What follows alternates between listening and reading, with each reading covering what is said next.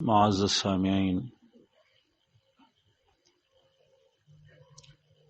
اللہ جل شانہ نے ہمارے اوپر پھر ایک بار اپنا فضل فرمایا اور دارالایمان والتقوی کربوغا شریف جو تحریک ایمان و تقوی کا مرکز ہے، حضرت دامت برکاتہم العالیہ کی سرپرستی میں ایک بار پھر اس اصلاحی روحانی تربیتی سالانہ اجتماع سے استفادے کا موقع عطا فرمایا۔ الحمدللہ ثم الحمدللہ۔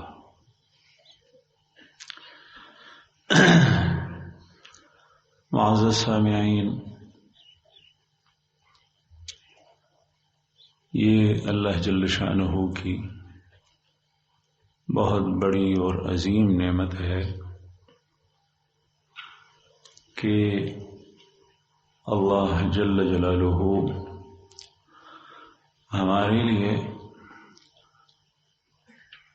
ہماری اس عمر، زندگی، اوقات میں ایسے لمحات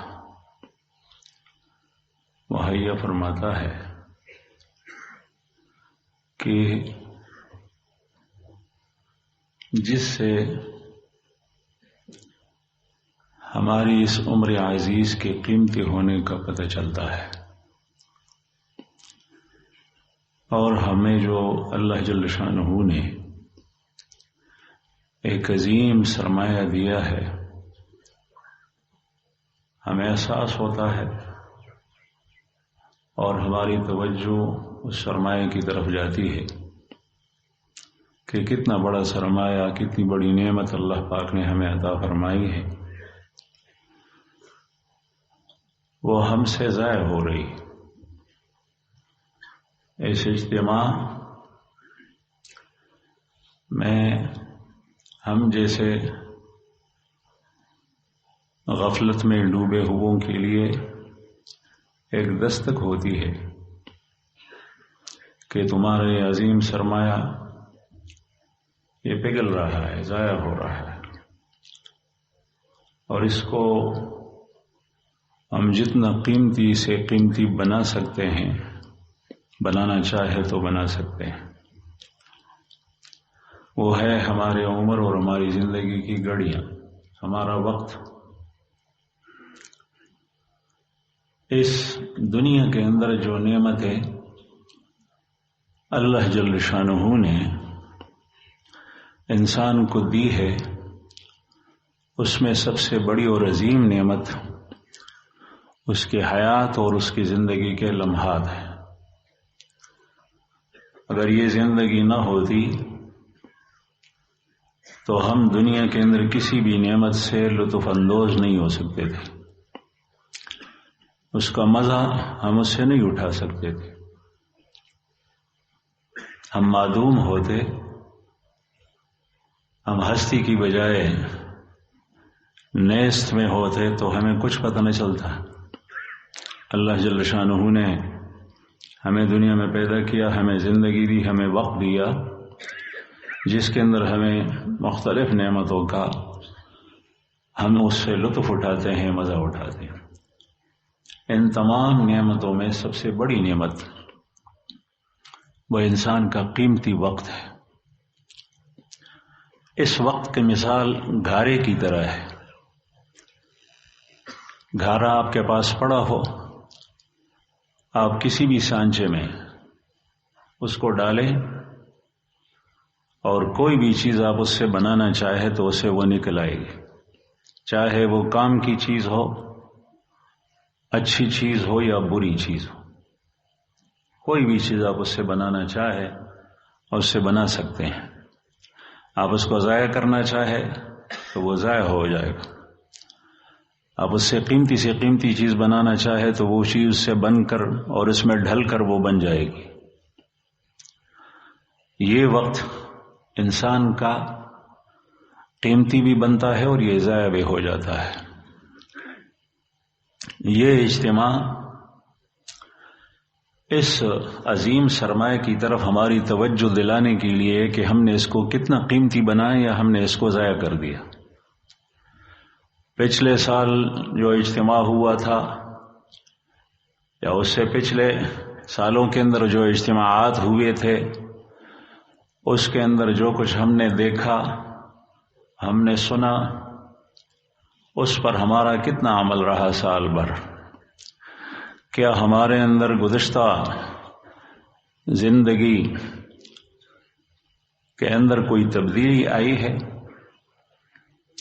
ہم بدل گئے ہیں، ہم نے اپنے زندگی کا کانٹا بدل دیا ہے، ہم نے اپنی زندگی گزارنے کا رخ درست کر لیا ہے، صحیح سمت کی طرف موڑ دیا ہے یا نہیں؟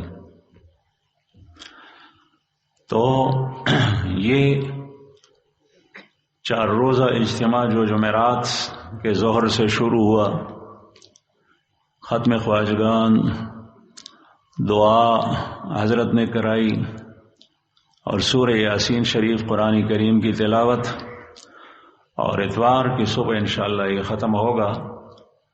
یہ اسی سلسلے میں اس کے اندر جو کچھ پیغام آپ کو دینا ہے، یہ پورے دورانیے کے اندر ہم سب نے اس کو غور سے سننا ہے اور دیکھنا ہے،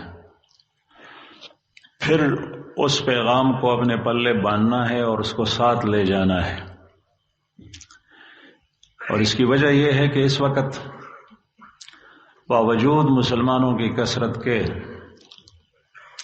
امت مسلمہ کو مختلف فتنوں نے گھیر رکھا ہے، اور جو اس کی شاہراہ ہے جس پر اس کو چلنا چاہیے اس پر چلنے نہیں دیتے وہ فتنے، اور روز بروز وہ فتنے بڑھتے جا رہے ہیں۔ جتنے ہم آگے جائیں گے، ایک سے دوسرا دن آتا ہے، ایک رات گزر جاتی ہے، دوسری رات آتی ہے، تو فتنے روز بروز بڑھتے جا رہے ہیں، اور ان فتنوں سے بچنا اللہ جل شانہ نے اس کا طریقہ کار ہمیں بتلایا ہے۔ مختلف جگہوں میں، مختلف اجتماعات میں، مختلف سطح پر اس امت کے اندر مصلحین اور مرشدین حضرات علماء کرام اور مشائخ کام کر رہے ہیں، لیکن اس اجتماع کا رنگ اور اس کی خصوصیت کچھ اور طرح ہے، جس کے اندر یہ سارے کے سارے کام بھی جمع ہو جاتے ہیں اور ایک مشترکہ لائحہ عمل وہ سامنے آ جاتا ہے اگر آدمی اس کو غور سے سنے اور دیکھے۔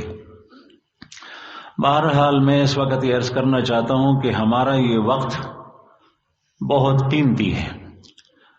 قرآن کریم کی صورت میں جو میں نے تلاوت کی، اللہ جل شانہ نے ارشاد فرمایا ہے والعصر ان الانسان لفی خسر، زمانے کی قسم کہ انسان گھاٹے میں ہے، خسارے میں ہے، انسان ٹوٹے میں ہے، انسان تاوان میں ہے، نقصان میں ہے، دھوکے کے اندر ہے، تباہی اور بربادی میں ہے، الا یہ کہ وہ صحیح راستہ اختیار کرے۔ اور یہ زمانے نے ثابت کر دیا ہے۔ حضرت نوح علیہ السلام کی قوم، پھر حضرت موسیٰ علیہ السلام کے مقابلے میں فرعون اور قبطی، قوم عاد، قوم سمود، مختلف زمانوں کے اندر انبیاء کرام کے مقابلہ کرنے والے اور ان کی بات نہ ماننے والے، ان کی اطاعت نہ کرنے والے کے بارے میں وقت اور زمانے نے ثابت کر دیا ہے کہ جن لوگوں نے اس وقت جیسے عظیم نعمت کی قدر نہ کی اور اس کو صحیح رخ پہ نہیں لگایا تو اس کا حشر کیا ہوا۔ دنیا کے اندر بھی اللہ جل شانہ نے اس کو دکھایا، ثابت کر دیا، اور پھر اس کا پورا خسارہ وہ آخرت کے اندر سامنے آئے گا۔ اللہ جل شانہ ہمیں اس خسارے، اس گھاٹے، اس تاوان اور اس ٹوٹے سے بچائے۔ تو یہ وقت بہت بڑا قیمتی ہے۔ رسول اللہ صلی اللہ علیہ وسلم نے ارشاد فرمایا، نعمتان مغبون فیہما کثیر من الناس، الصحۃ والفراغ۔ دو نعمتیں ایسی ہیں جس کے اندر بہت سارے لوگ دھوکے میں پڑے ہیں، یا تاوان اور نقصان میں دھوکے میں پڑے ہیں۔ وہ بہت عظیم سرمایہ ہے لیکن لوگوں نے اس کو سمجھا نہیں، اور یا وہ بڑا عظیم سرمایہ ہے لیکن لوگوں نے اس کو ضائع کر دیا، اس میں تاوان اور نقصان کر دیا۔ جس طریقے سے کسی کے پاس آج کل پاکستانی روپے پڑے ہوں، اس کو استعمال کرے تو ٹھیک ہے، استعمال نہیں کرے تو وہ روز بروز وہ گھٹتے جا رہے ہیں، اس کی مالیت اور اس کی ویلیو گرتی جا رہی ہے۔ اور شاید ایک وقت ایسا آ جائے کہ وہ سارے کے سارے نوٹ وہ کوٹھے ہو جائیں، گورنمنٹ کہے کہ یہ آئندہ کے لیے اس کو استعمال کرنا بند ہے۔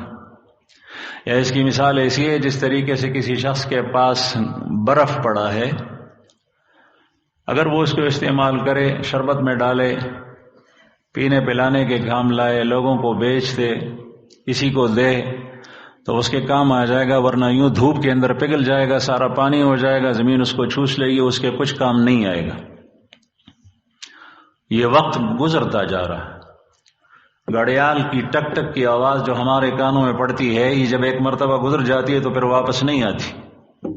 زندگی کے چٹان اور پہاڑ مضبوط سال جس پر ہمیں اعتماد ہوتا ہے کہ میں یہ کروں گا وہ کروں گا، وہ سارے کے سارے ڈھلتے جا رہے ہیں، ختم ہوتے جا رہے ہیں۔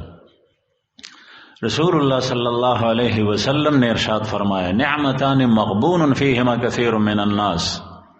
بہت سارے لوگ ان دو نعمتوں کے اندر گھاٹے اور نقصان اور خسارے میں ہیں۔ الصحۃ والفراغ، ایک صحت اور تندرستی ہے، بیماری کا نہ ہونا، اور ایک فراغت ہے کہ آدمی کسی دنیاوی دھندے میں اور کسی مشکل کے اندر نہیں پھنسا ہوا، اس کے پاس وقت ہے، وہ اس سے بہت قیمتی کاموں میں اس وقت کو لگا سکتا ہے۔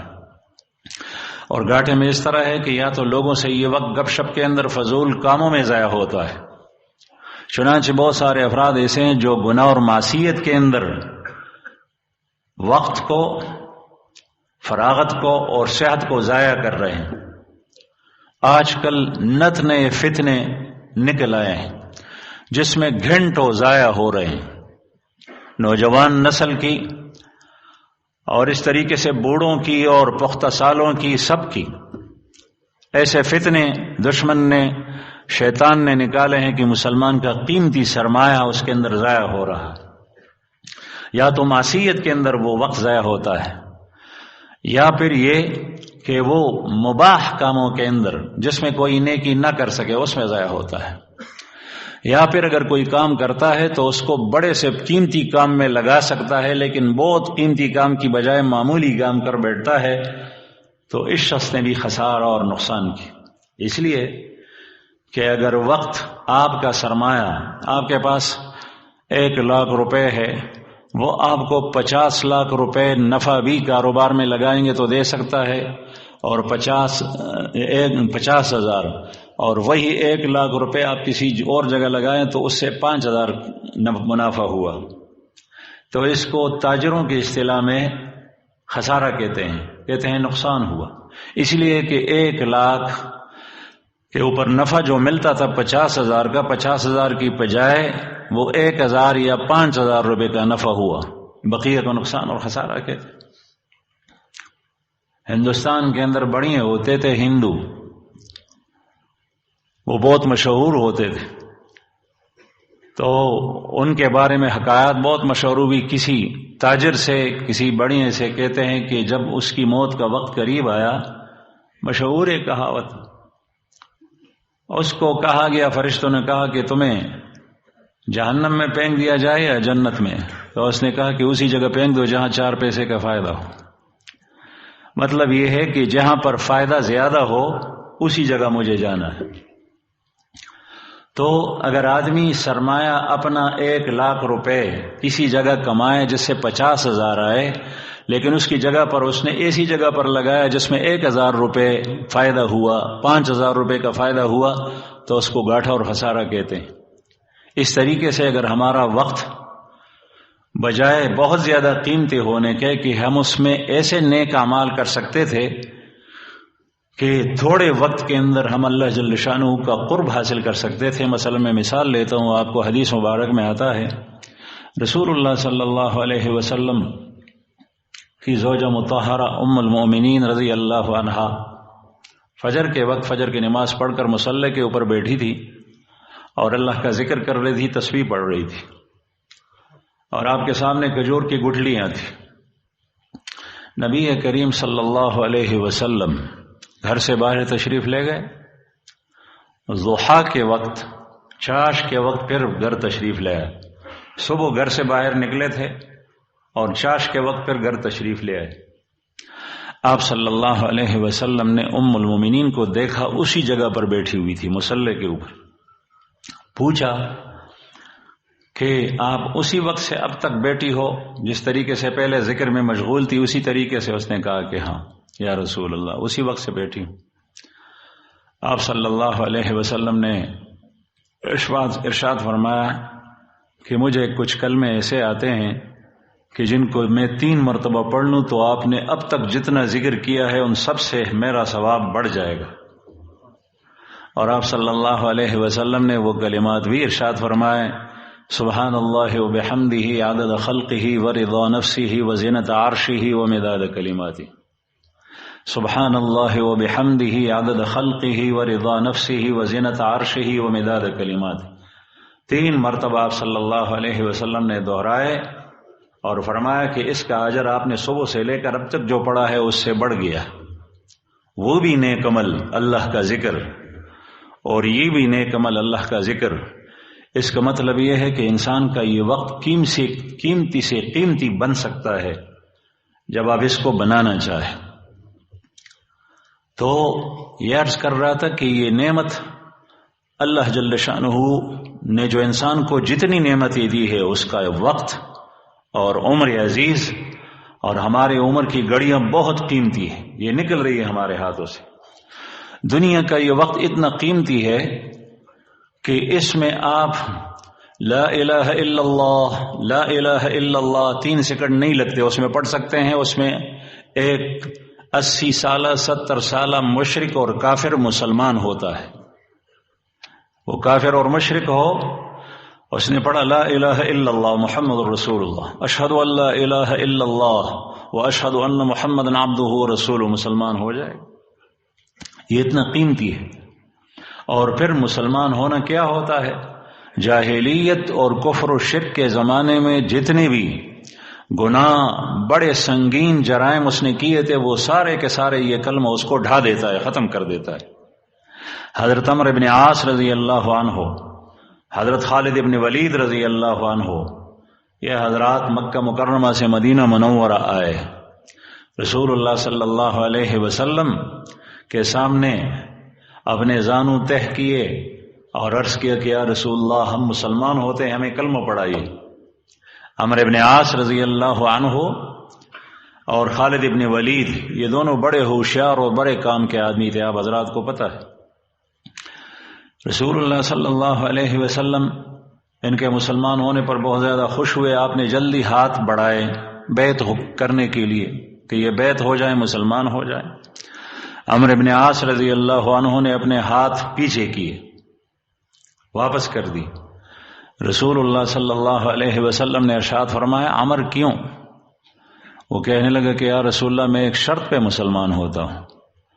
آپ نے ارشاد فرمایا تشترط ماذا، کیا شرط ہے؟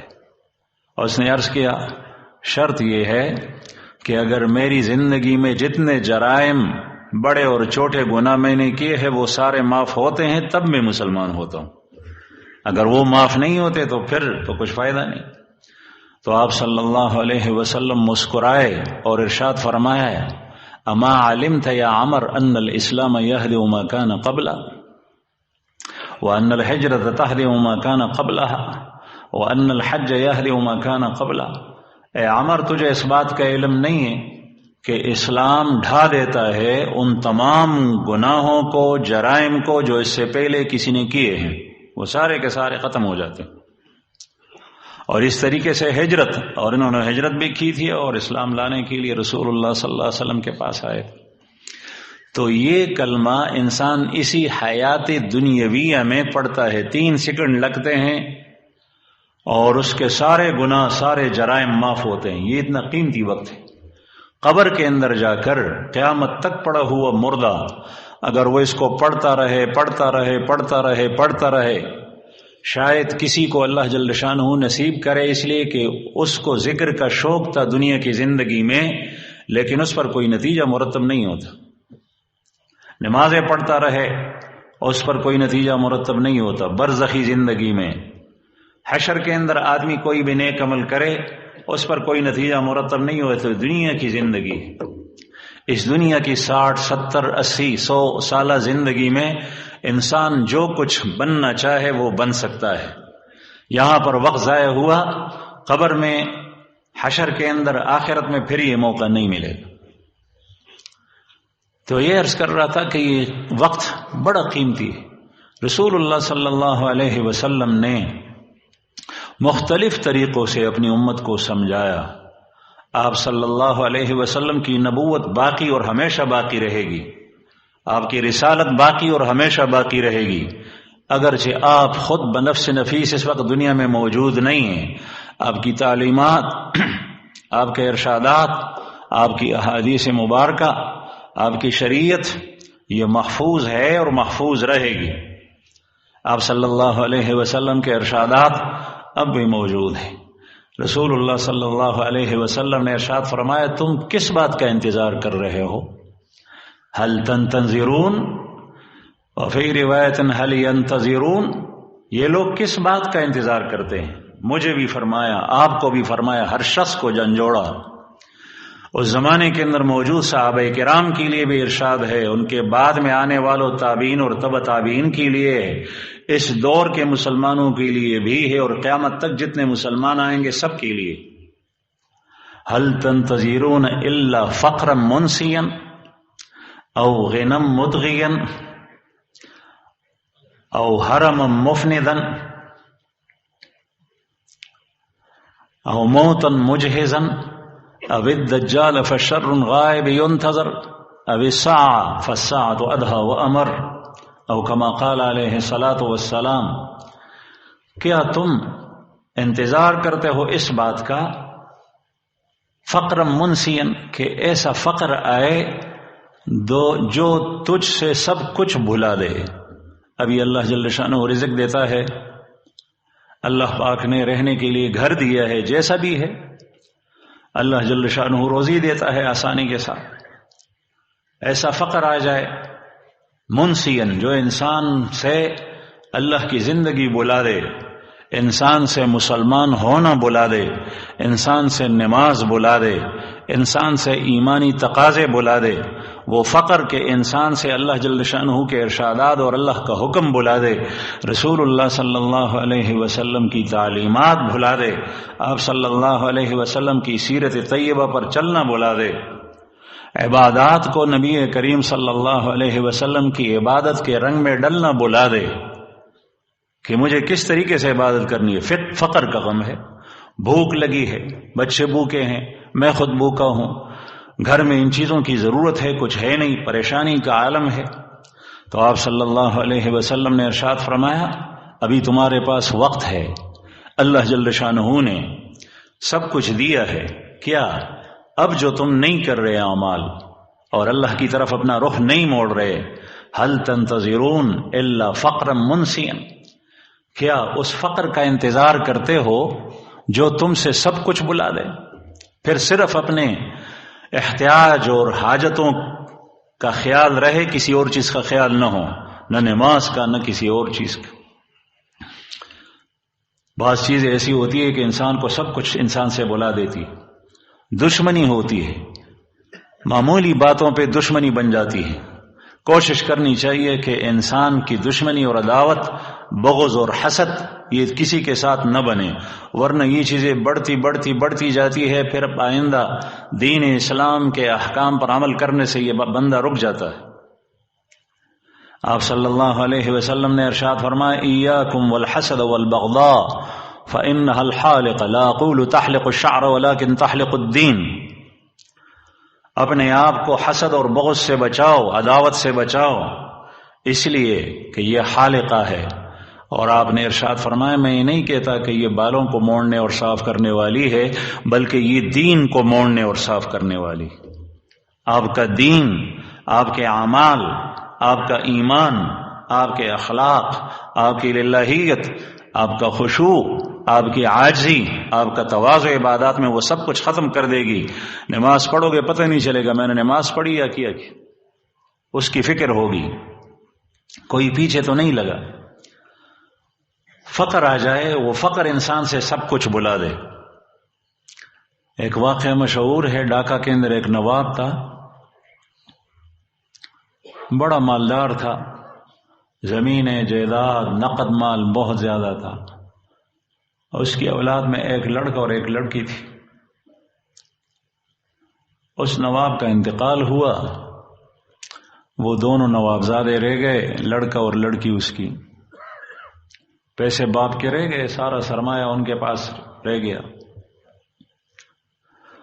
ہندوستان کے نواب اور لکھنؤ کے نواب بڑے مشہور ہیں کچھ نہ کرنے میں، اپنے آپ کو صاف ستھرا رکھنے میں، کسی چیز کو ہاتھ نہ لگانے میں۔ یہ دونوں بھی ایسے تھے۔ باپ جب مر گیا تو ایک دن یہ جو لڑکا تھا، نواب کا لڑکا، نوابزادہ، اس نے دیا سلائی کی تیلی جلائی ماچس کی کسی ضرورت کے لیے۔ جب وہ جلائی تو اس سے بو نکلتی ہے۔ جب آدمی یہ تیلی جلاتا ہے تو اس سے بو نکلتی ہے ماچس کی۔ پہلی بار اس نے یہ بو سونگا، اس کو بڑا مزہ آیا، تو اس کے اوپر دوسری تیلی جلائی، پھر تیسری تیلی، پھر اس کا شوق ہو گیا نشے کی طرح، اور ماچس کے ڈبیا منگاتا تھا بازار سے، ڈیر لگے ہوئے ہوتے تھے، اور تیلی پہ تیلی جلاتا تھا۔ نوابزادہ تھا، کوئی کام تو اس نے کیا نہیں تھا۔ اب وہ سرمایہ جیسے ہی وہ ماچس ختم ہوتے ہیں، اور لے آؤ اور لے آؤ، یہ اس کی زندگی کا مشغلہ بن گیا، صبح سے لے کر شام تک، یہاں تک کہ اس کا جو اپنا مال تھا وہ سارا کا سارا اس میں ختم کر دی۔ نہ اس کو کسی کارخانے میں لگایا، نہ کسی مارکیٹ میں لگایا، نہ کسی دکان اور تجارت میں لگایا، وہ سارا اسی میں ختم ہو۔ وہ جو نوابزادی تھی اس کی بہن، وہ بازار گئی تھی کپڑا خریدنے کے لیے، اور دکاندار سے اس نے کپڑا خریدا۔ دکاندار نے جب کینچی سے کپڑے میں کٹ لگایا، اس کو پھر ہاتھ سے یوں پھاڑ دیا تو اس کی آواز نکلتی ہے کپڑے کی۔ اس آواز کو سن کر اس کو بڑا مزہ آیا، اس عورت کو، نوابزادی کو۔ تو اس نے کہا کہ یہ تو بڑے مزے کی آواز ہے۔ وہ گھر آئی، وہ کپڑا خریدتی تھی اور اس کو پاڑتی تھی، کپڑا خریدتی تھی اس کو پاڑتی تھی۔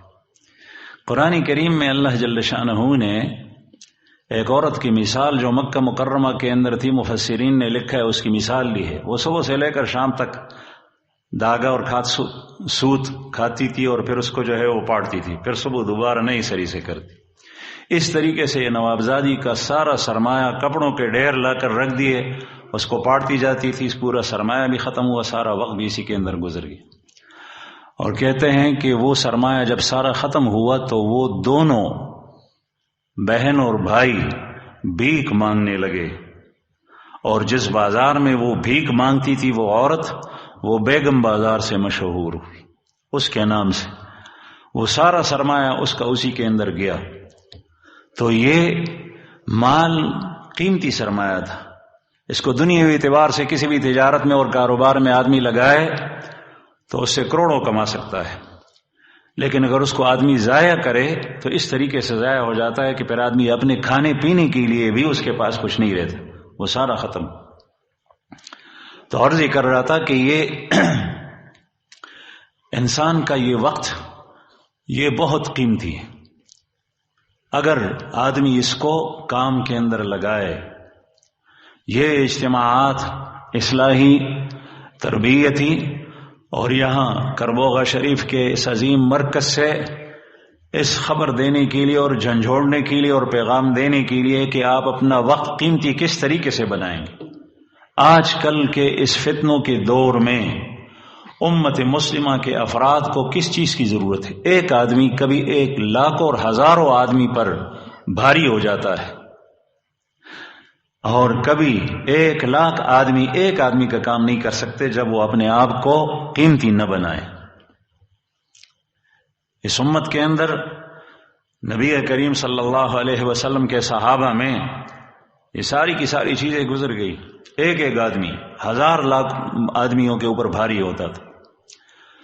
آج کل عجیب بات یہ ہے، میں یہ بات ہمیشہ سوچتا بھی ہوں اور کرتا بھی ہوں کہ انسان کے اندر جو اللہ جل شانہ نے اپنے قیمتی جواہرات رکھے ہیں، استعداد اور صلاحیتیں رکھی ہیں، وہ اس کو ضائع کر رہا ہے مختلف طریقوں سے۔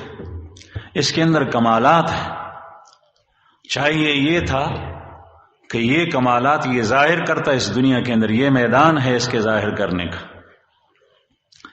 یہ اس کو ضائع کر رہا ہے، اور یہ مشینوں کے ٹیکنالوجیز کے جو کمالات ہیں وہ سامنے لاتا ہے کہ یہ چیز اس کام کی ہے، یہ چیز اس کام کی ہے، اس سے یہ فائدہ ہے، اس سے یہ فائدہ ہے، اس سے یہ فائدہ، یہ کمپیوٹر ہے اس کا یہ فائدہ ہے، یہ موبائل ہے اس کا یہ فائدہ ہے، یہ چیز ہے اس کا یہ فائدہ ہے۔ انسان کا کیا فائدہ ہے؟ یہ قیمتی چیز جو ساری چیزیں اس کی ضرورت کے لیے تھی اور اس کی خدمت میں لگی تھی، اور یہ اس لیے تھا کہ اس کی صلاحیتیں ابھر آئیں، سامنے آ جائیں، کھل جائیں۔ صحابہ کرام کی صلاحیت ہے رسول اللہ صلی اللہ علیہ وسلم کی صحبت اور آپ صلی اللہ علیہ وسلم کی تربیت کی برکت سے کھل گئی۔ پہلے وہ مدفون تھی اور وہ ضائع ہو رہی تھی، کہیں پر بیٹے کو مار رہا ہے، کہیں اپنی بچی کو مار رہا ہے، کہیں لڑائی میں ضائع ہو رہی ہے، آپس کی لڑائیوں کے اندر۔ جب رسول اللہ صلی اللہ علیہ وسلم کی صحبت میں بیٹھ گئے اور ایمان کے حلقے میں اسلام میں داخل ہو گئے تو پھر وہ صلاحیتیں سامنے آئی، ہر چیز پھر ان صحابہ کرام کے اندر تھی۔ میں کتاب دیکھ رہا تھا، معمولی سے معمولی چیزیں بھی، یعنی اگر دشمن کے پاس کوئی چیز ہے دنیائی اعتبار سے وہ بھی مسلمانوں کے اندر تھی۔ چنانچہ میں دیکھ رہا تھا ایک دفعہ روم کے بادشاہ کے ساتھ مسلمانوں کی لڑائی تھی، حضرت معاویہ رضی اللہ عنہ کی خلافت کا دور ہے، ملکوں پر ملک فتح ہو رہے ہیں، مسلمان دشمنوں کے علاقوں میں گھس رہے ہیں۔ جب روم کی طرف بڑھ رہا تھا لشکر تو روم کے بادشاہ کی طرف سے خط آیا، وہ سنبھل نہیں رہا تھا، اپنے آپ کو سنبھال نہیں سکتا تھا، مسلمان اس پہ حملے کر رہے تھے، تو اس نے موقع مانگنا چاہا۔ اس کے لیے یہ چال اس نے چلی، 2 آدمی بھیجے، ایک بڑا مضبوط پہلوان اور دوسرا لمبے قد کا، اور مسلمانوں سے کہا کہ اگر آپ کے پاس اس سے بڑھ کر مضبوط پہلوان ہے اور یہ جو لمبے قد کا آدمی ہے اس سے بڑھ کر لمبے قد والا آدمی ہے تو پھر ٹھیک ہے، اب اپنا جنگ جاری رکھیں، ورنہ 3 دن کے لیے پھر جنگ بندی کرے۔ اگر آپ کے پاس نہیں ہے، اس کا مطلب یہ ہے کہ یہ چیزیں آپ کے پاس نہیں ہیں، ہم جیت گئے ہیں، تو 3 دن کے لیے جنگ بندی ہوگی، آپ آگے نہ آئیں۔ وہ دونوں آدمی جب آئے تو جو پہلوان تھا، تاریخ کی کتاب میں لکھا ہے کہ حضرت محمد بن الحنفیہ، حضرت علی کرم اللہ وجہہ کے صاحبزادے، مدینہ منورہ کے مشہور فقیہ اور محدث حضرت حسن اور حسین رضی اللہ عنہما کے علاتی بھائی محمد بن الحنفیہ رحمہ اللہ، اس پہلوان کے مقابلے میں اس کو پیش کیا گیا۔ وہ پہلوانی کا مقابلہ اس طرح ہوا کہ محمد بن الحنفیہ رحمہ اللہ نے ارشاد فرمایا کہ دیکھو میں بیٹھتا ہوں، تم مجھے اٹھاؤ اپنی جگہ سے، اور پھر تم بیٹھو گے میں تجھے اٹھاؤں گا ہاتھ سے کھینچ کر۔ چنانچہ یہ بیٹھ گئے۔ وہ جو رومی پہلوان تھا اس نے بڑا زور لگایا لیکن اس کو زمین سے نہیں اٹھا سکا۔ پھر اس کے بعد یہ کھڑے ہو گئے، وہ رومی پہلوان بیٹھا تھا، اس نے جب ایک ہاتھ سے پکڑا تو یوں دوسری طرف گرا دیا اور یہ مقابلہ جیت گئے۔ اس طریقے سے جو لمبے قد کا آدمی تھا اس کے مقابلے میں حضرت سعد ابن عبادہ رضی اللہ عنہ مشہور صحابی ہیں، ان کے صاحبزادے قیس ابن سعد رضی اللہ عنہ یہ بہت لمبے قد کے تھے، مضبوط بھی تھے جسم میں اور قد بھی ان کا کافی لمبا تھا، تو بڑے سخی بھی تھے، بڑے فیاض تھے حضرت قیس ابن سعد۔ وہ غزوہ جس کے اندر سمندر نے بہت بڑی مچھلی پھینکی تھی اور صحابہ کرام اس کو کھا رہے تھے، تو اس موقع پر قیس ابن سعد رضی اللہ عنہ نے کھجور کے باغ کا سودا کیا۔ کھجور اس کے پاس نہیں تھے، اس آدمی سے کہا مدینہ منورہ میں دوں گا، مجھے اونٹ دے دو تاکہ میں ذبح کروں اور ساتھیوں کو گوشت کھلاؤں، اور گوشت کھلاتے رہے۔ حضرت عمر رضی اللہ عنہ نے پھر منع کیا، تیرے پاس پیسے کہاں ہیں، کہاں سے دو گے؟ اس نے کہا مدینہ منورہ جا کر دوں گا۔ فرمایا تیرے پاس تو ہے نہیں کچھ۔ تو حضرت قیس نے کہا کہ میرے والد صاحب کے پاس ہیں اور وہ اتنے سخی ہیں انشاءاللہ کہ جب میں اس سے مانگوں گا تو وہ دیں گے، مجھے اس پر اعتماد ہے۔ خیر حضرت عمر رضی اللہ عنہ نے مزید اونٹ ذبح کرنے سے اور خدمت سے منع کیا، کہاں سے پیسے دو گے؟ جب یہ واپس گئے اور اپنے والد صاحب کو سارا قصہ سنایا حضرت سعد رضی اللہ عنہ کو، جو خزرج کے سردار تھے، تو انہوں نے کہا کہ تم مر گئے تھے جب مسلمان کے اوپر بھوک آئی تھی؟ اس نے کہا میں ذبح کر رہا تھا لیکن حضرت عمر رضی اللہ عنہ نے منع فرمایا، اور پھر بات سنائی۔ اس نے کہا کہ ابھی سے میرا فلاں فلاں باغ تو لے لینا، اس آدمی کو بھی کھجور دے دینا، اور آئندہ بھی جب ضرورت پڑے تو اسی سے خرچ کرتے رہنا۔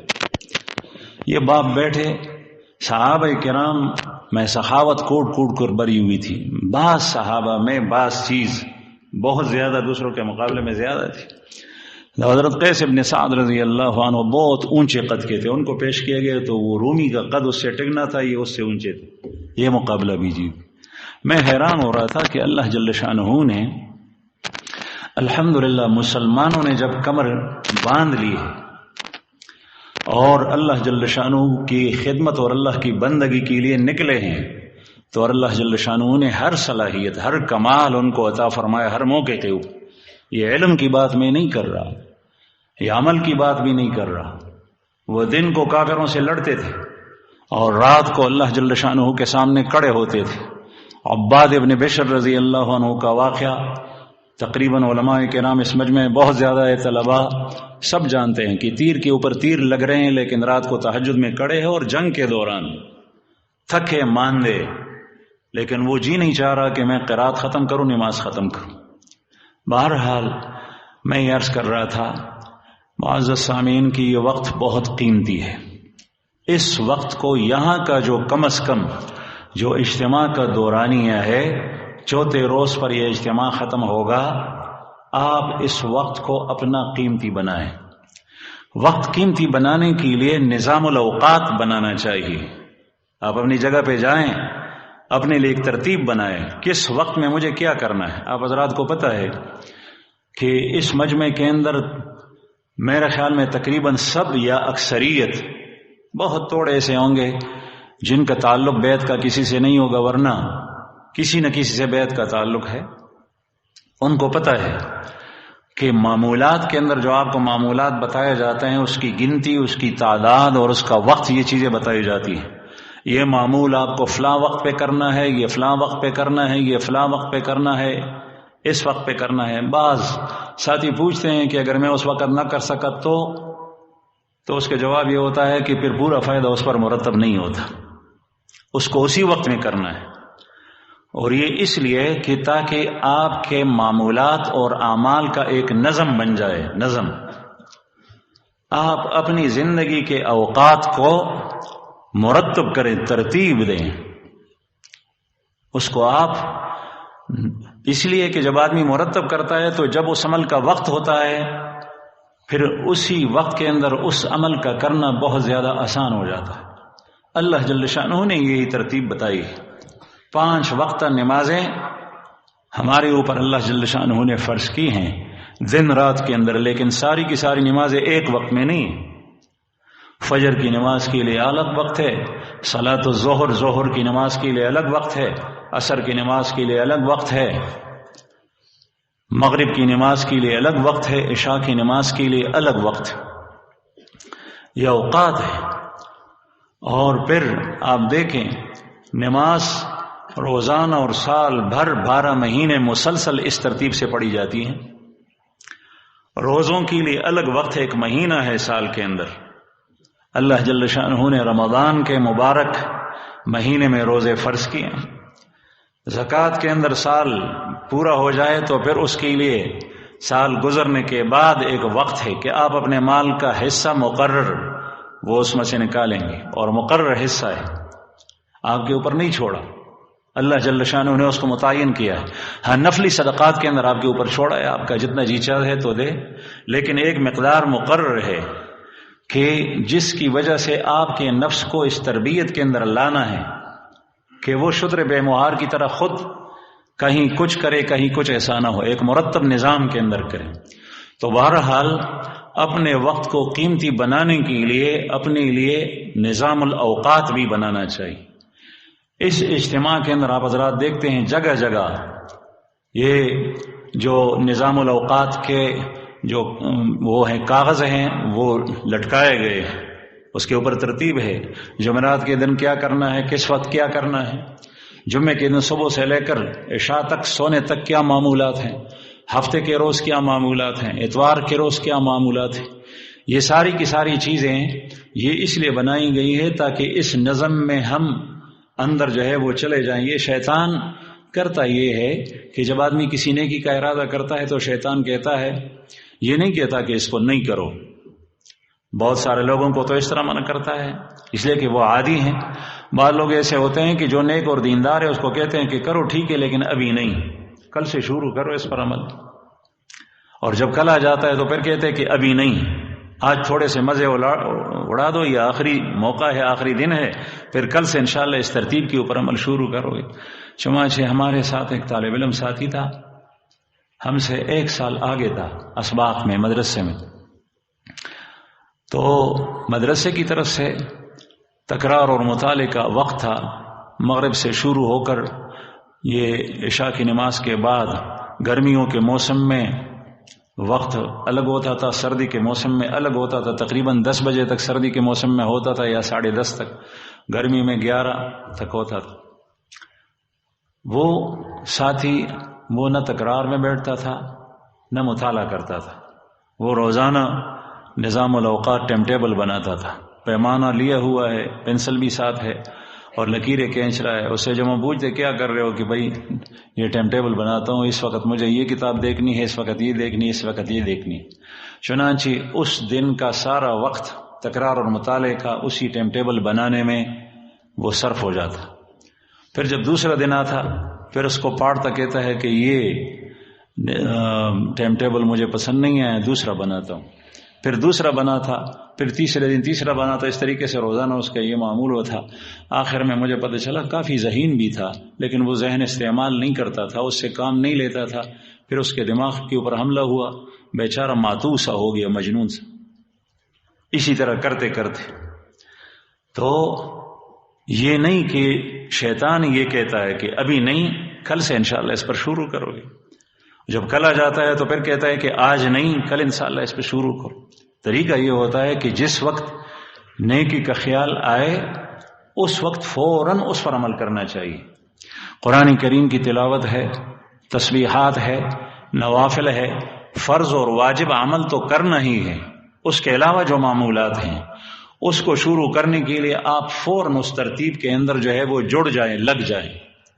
اگر آپ اس کو چھوڑیں گے تو شیطان آپ کے اوپر غالب آ جائے گا، اور اگر اس پر عمل کرو گے تو آپ شیطان کے اوپر غالب آ گئے۔ شیطان کا داؤ پیش بہت کمزور ہے، وہ بہت ہی کمزور ہے، لیکن شرط یہ ہے کہ آدمی ڈٹ جائے اس کے مقابلے میں، وہ کام کرے۔ ایک آدمی کو میں نے دیکھا، وہ صاحبزادہ تھا، عالم کا بیٹا تھا، وہ میرے پاس آیا، مجھے کہا کہ ہفتوں بھر میں جنابت میں ہوتا ہوں، اور میں نے کہا کیوں؟ کہتے ہیں مجھے غسل کی توفیق نہیں ہوتی۔ میں حیران ہو گیا، استغفار پڑھا، جنابت کی حالت میں ہوتا ہوں، اتنی ہمت نہیں ہوتی کہ میں جا کر، وہ بچیوں کا باپ تھا کہ غسل خانے میں جا کر آدمی غسل کرے۔ جب آدمی کے اندر ناراضگی آ جاتی ہے، ہمت وہ ہار جاتا ہے، تو پھر وہ کسی کام کے قابل نہیں ہوتا، کچھ بھی نہیں کر سکتا۔ اور جب آدمی ہمت کرتا ہے، کمر کس لیتا ہے کام کرنے کے لیے، تو بہت کچھ کرتا ہے۔ تو یہ شیطان انسان کو روکتا ہے بس بہانے بنا کر، ابھی تیری جوانی ہے۔ کبھی کبھی ایسا ہوتا ہے کہ گھر کے اندر اگر باپ اپنے بیٹے کو نصیحت کرتا ہے تو ماں آڑے آتی ہے اور کہتی ہے کہ ابھی تو جوان ہے، ابھی لڑکا ہے، اس کو کچھ نہیں کہو، نماز چھوڑ دیا ہے، اور کوئی غلط حرکت کی ہے، کوئی غلط کام کیا ہے، کوئی سگریٹ پی لی ہے، کہیں غلط جگہ کے اندر چلا گیا ہے، تو کہتا ہے کہ نہیں بھائی ابھی جوانی ہے اس کی، ابھی جوانی ہے، جب بڑھاپا آتا ہے تو پھر اس کے بعد جو ہے وہ عمل کرنے کا موقع نہیں ہوتا۔ اس لیے آپ صلی اللہ علیہ وسلم نے ارشاد فرمایا، هل تنتظرون الا فقرا منسیا، کیا تم اس بات کا انتظار کرتے ہو کہ ایسا فقر آ جائے کہ تجھ سے سب کچھ بلا دے، او غنم مطغیا، یہ ایسی مالداری آ جائے جو تمہیں سرکش بنا دے، ایسی مالداری آ جائے جو تمہیں سرکش بنا دے، پیسے ہیں بہت زیادہ، پیسوں کی ریل پیر ہے، یہ بھی کرنا ہے، اس حرام کاری کے اندر بھی پیسے لگانے ہیں، یہ بھی کرنا ہے، یہ بھی کرنا ہے، مختلف قسم کی چیزوں کے اندر لگا ہوا ہے، اور اعمال کی اور اللہ جل شانہ کی بندگی کی پھر توفیق نہیں ملتی۔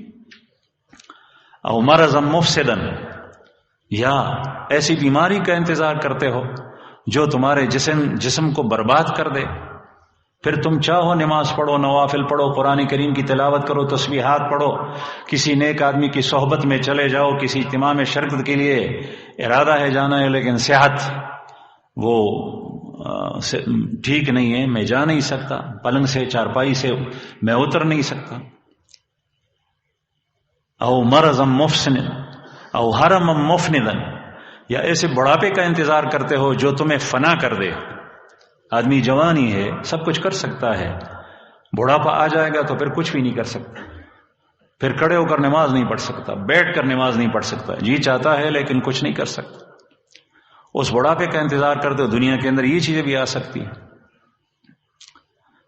یا پھر تم موت کا انتظار کرتے ہو، وہ تو تیار سر پہ کھڑا ہے، کچھ پتہ نہیں کہ موت کس وقت آ رہی ہے، وہ بیمار کو بھی نہیں دیکھتا، وہ تندرست اور صحیح کو بھی نہیں دیکھتا، وہ جوان اور بوڑھے میں فرق نہیں کرتا، وہ بچے اور جوان کو نہیں دیکھتا۔ موت کبھی جوانی میں آ جاتی ہے، کبھی بڑھاپے میں آ جاتی ہے، کچھ پتہ نہیں چلتا۔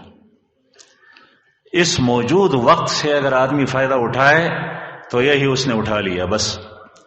اگر اس میں توبہ کرے، اللہ جل شانہ سارے گناہوں کو معاف کر دیتا ہے۔ آئندہ ارادہ کرے، اس ارادے کے اوپر اس کی جان نکل جائے گی۔ چنانچہ حدیث مبارک میں واقعہ مشہور ہے کہ 99 قتل کیے تھے اور پھر 100 پورے کیے، اور پھر جب اس نے توبہ کی اخلاص سے اس جگہ کی طرف چل پڑا تو اللہ جل شانہ نے اس کی روح علیین والے فرشتوں کے حوالے کر دی اور وہاں پر پہنچ گئی۔ اس نے ارادہ کیا، ہمت کی، قدم اٹھایا، اللہ پاک نے اس پر ایسے آثار مرتب کیے، موت کا کچھ بھی پتہ نہیں چلتا۔ اب الدجال فشر غائب ينتظر، آپ صلی اللہ علیہ وسلم نے ارشاد فرمایا کہ کیا تم دجال کا انتظار کرتے ہو؟ فشر غائب ينتظر، وہ تو ایسا عظیم شر ہے جو پوشیدہ ہے، اس کا انتظار کیا جا رہا ہے۔ اس دجال کے پیش خیمے، وہ فتنے وہ ظاہر ہو رہے ہیں، اور اس سے بچنے کا طریقہ یہ نہیں ہے کہ جب وہ سامنے آ جائے گا تو پھر آدمی بھاگ جائے گا، اس سے بچ جائے گا، نہیں۔ اس سے بچنے کا طریقہ یہ ہے کہ صلحاء کی مجالس، نیک جگہ، نیک اعمال، نیک ساعات اور گھڑیاں، اس میں آدمی کھپ جائے، اندر اس میں مل جائے، تب وہ شیطان سے، دجال سے محفوظ ہو سکتا ہے، ورنہ پھر اس سے بچنے کی کوئی صورت نہیں۔ رسول اللہ صلی اللہ علیہ وسلم نے اپنے صحابہ کرام کو دجال سے ڈرایا، اور ڈرانے کا مطلب یہ ہے کہ کہیں اس کے ہاتھ نہ چڑھ جاؤ، اس کے فتنے میں نہ پڑ جاؤ، اس سے بچو۔ اس نے کسی کو ہڑپ کر لیا تو پھر اس نے بچے کی کوئی صورت نہیں۔ اور وہ ایسا ہے کہ انسان کی یہ حواس، یہ آنکھیں، یہ کان، یہ قوت لامسہ، یہ قوت شامہ، یہ قوت باصرہ، یہ سارے کے سارے اس کے کھاتے میں جائے گی۔ اگر اللہ جل شانہ پر ایمان مضبوط ہے، اعمال صالحہ کا خول اور اس کا کیپسول اپنے اوپر اس نے چڑھایا ہے تو اس کے بچنے کی صورت ممکن ہے، اگر نہیں تو پھر وہ اس کو ہڑپ کر سکتا ہے۔ اب الدجال فشر غائب ينتظر، آپ صلی اللہ علیہ وسلم نے صحابہ کرام کو دجال کے فتنے سے ایسے ڈرایا تھا، اور صحابہ کرام بچنے کی کوشش کر رہے تھے کہ صحابہ خود فرماتے ہیں کہ ہم سمجھ رہے تھے کہ یہ کہیں باغات کے اندر تو نہیں ہے، کھجور کے باغوں میں۔ اتنا ہمیں ڈرایا آپ صلی اللہ علیہ وسلم نے، ہم سمجھ رہے تھے کہ کھجور کے باغوں میں کہیں چھپا ہوا ہے، ابھی تھوڑی دیر کے اندر وہ آ نکلے گا۔ ہاں، ہمیں ابھی 1400 سال رسول اللہ صلی اللہ علیہ وسلم کے بعد بھی گزر گئے ہیں، کچھ بھی فکر نہیں اس فتنے سے بچنے کے لیے، کہیں سوچا بھی نہیں۔ اور آپ صلی اللہ علیہ وسلم نے ارشاد فرمایا کہ ہر نبی نے اپنی امت کو، اپنی قوم کو اس سے ڈرایا، یہاں تک کہ نوح علیہ السلام جو پہلا نبی مرسل ہے، اس سے پہلے انبیاء کرام آئے ہیں، لیکن جو باقاعدہ مشرکین و کفر شرک والوں کی طرف بھیجے گئے ہیں وہ نوح علیہ السلام ہے۔ آپ نے بھی اپنی امت کو دجال سے ڈرایا ہے۔ اتنا عظیم فتنہ ہے، اللہ پاک ہم سب کی حفاظت فرمائے۔ وہ فتنہ جب آئے گا تو پھر بچنے کی کوئی صورت نہیں ہوگی، اس کے لیے ابھی سے اپنے پاس ہتھیار محفوظ کرنا۔ اور پھر آخر میں ارشاد فرمایا اب الساعۃ فالساعۃ ادھیٰ وامر، یا پھر تم قیامت کا انتظار کرتے ہو تو قیامت تو بڑی خوفناک چیز ہے اور بڑی کڑوی چیز ہے، وہ سب کچھ کا ذائقہ بدل دے گی۔ پھر قیامت جب آئے گی تو پھر اس کے اندر آدمی کچھ کر نہیں سکے گا، وہ تو توبہ کرے گا تو توبہ قبول نہیں، توبہ کی توفیق نہیں ہوگی، توبہ کرے گا بھی تو توبہ قبول نہیں ہوگی، کافر ایمان لائے گا اس کے کلمے کا کوئی اعتبار نہیں، یہ قیامت شروع ہو جائے گی۔ وہ انتہائی خطرناک چیز ہے۔ تو بہرحال عرض کر رہا تھا کہ یہ اجتماع ہم اس طریقے سے اس کو گزارے کہ ہمارا ایک ایک لمحہ بڑا قیمتی گزر جائے، اس میں اس کے معمولات یہاں کے حضرات نے، انتظامیہ نے، منتظمہ نے ترتیب دیے ہماری سہولت کے لیے، ہماری آسانی کے لیے۔